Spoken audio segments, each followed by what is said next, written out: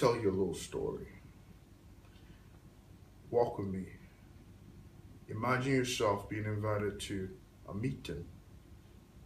Not exactly sure what this meeting is about, what this organization is about, what it is that you're getting yourself into. But you go anyway. You go and realize that you have a number of people who are nice, collaborative, supportive. They welcome you. You see a lot of people doing different types of activities, giving speeches, clapping for each other, and you're not sure exactly what's going on. You go a second time, you go a third time, eventually somebody invites you up to come answer a question, which you later come to realize is something they call table topic session. It's an impromptu question, and you have to give it an impromptu answer. You're not prepared for this, and you tell yourself, I did not sign up for this. I did not sign up to walk in front of a bunch of people I don't know and make a fool out of myself. But you try to answer anyway. And after you answer, everybody's clapping for you.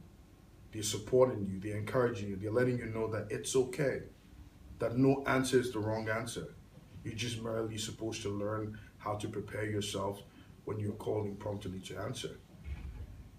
This feels good. So you go ahead and take a seat and realize that the next time they ask you to do so, it's not as difficult. It's a lot more effortless.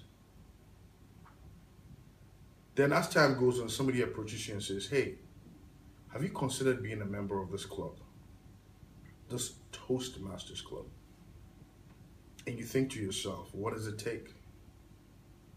A deuce of $56 for 6 months? Do I really want to make that kind of commitment? In this part of the region in Ghana, you're probably thinking, $56, that's a lot of money.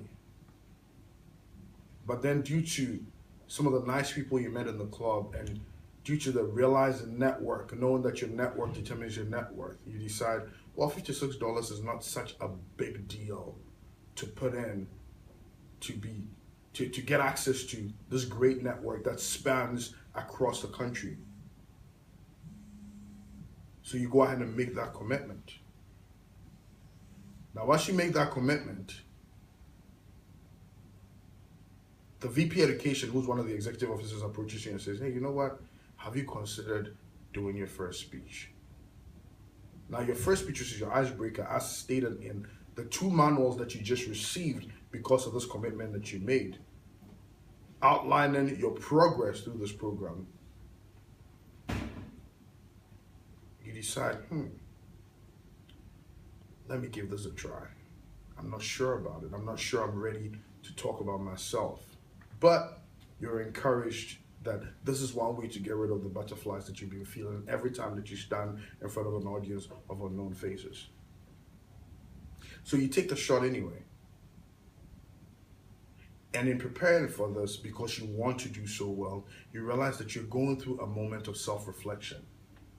See, one thing a lot of people may not tell you is when you're going through this icebreaker, what you're really doing is you're trying to figure out who you are.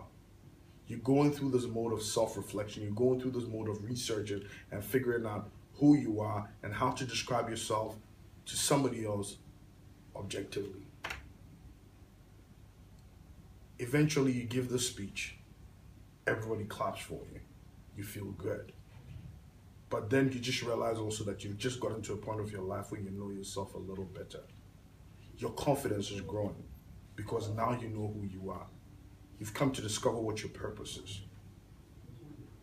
The VP Education asks you once more, why stop there?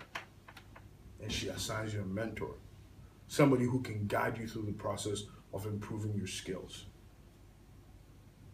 So you learn how to organize your speech. You realize that when you give a speech, you need to give an introduction that gives people an idea of what it is that you want to talk about. You go into the body. You conclude, ensuring that you summarize your key points and you give them a call to action. Now all of a sudden you're a better communicator. Wow. You realize in project number 3 as you move along that now you're learning to get to the point, so you don't go on and on without making a point. You learn from project 4 as you keep going through this track how to use the right words and the right phrases. Project number 5 teaches you how to use your body language.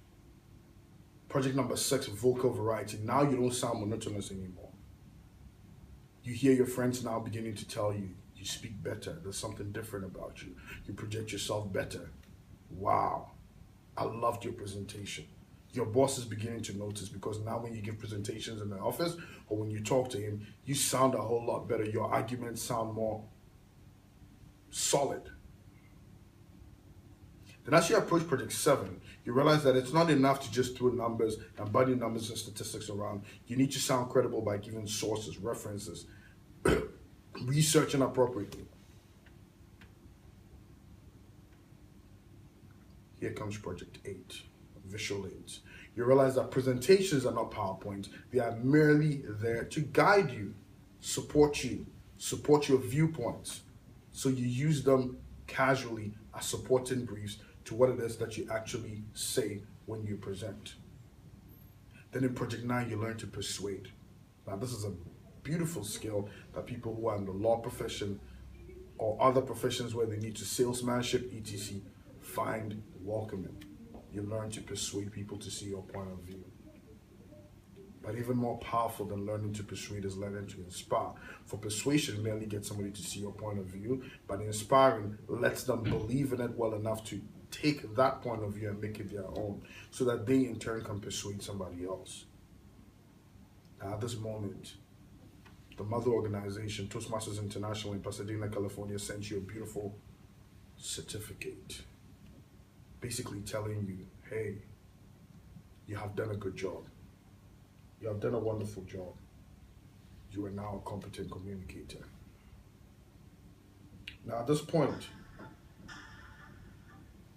you realize that you're not just waiting for the communication track.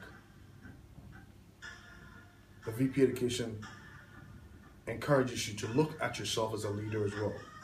So you start taking roles. You're a grammarian. You're a table topics master. You're an art counter. You're a Toastmaster. You're a general evaluator. All skills that you learn as a project manager, time management, learning how to evaluate people's grammar, evaluating others when they do projects, mentoring others, learning all these different skill sets, learning how to reduce your filler words. After about 56 different roles you play, you're done with your competent leadership. But do you really want to stop there after all this that you've learned? So you keep going on. From advanced communicator bronze, advanced communicator silver, advanced communicator gold. Competent leader, advanced leader bronze, where you get to be an officer in the club. You can be a president, vice president education, vice president membership, vice president public relations. All these are skill sets you build in managing and taking care of this club. You grow as a person. It reflects in your work. It reflects in your management. It reflects in the people you deal with. But then you get to that true moment where you need to reflect yourself as a leader. What are your weaknesses and how can you make them better? So through the high performance leadership, you look at the 6 dimensions of leadership. You go through it, you get a committee to chair on it, and you eventually overcome that which has been your weakness as a leader. You become a true leader. Once again, Toastmasters sent you something that seems familiar yet very different. See, in every milestone that we talked about, the advanced bronze leadership and advanced communicator bronze, etc., you have received certificates, but this time this is heavier. You open it and it's a plaque, DTM. You have made it to that ultimate milestone. You're a distinguished Toastmaster. Now you go to conferences because you're part of a network and you're set apart because you have reached that ultimate goal. You treat it differently and it feels good. All of a sudden, all that work you did has amounted to something. You feel great. You come back home, you put the plaque on the wall to display for all to see. Yes, you have gotten to the point of self-fulfillment, but is that enough? Is that the purpose for which you were made? That is not enough. So now you look at how you can mentor not just individuals, but clubs. So you start to mentor other clubs. You start to encourage them to come together. You start to encourage them to start. You start to tell people the benefits. You sell to everybody on the street. You test, communicate with them. We need to learn to communicate better as a people. We need to learn to lead as a people. Not just because it helps us in our career, but because the world needs us to.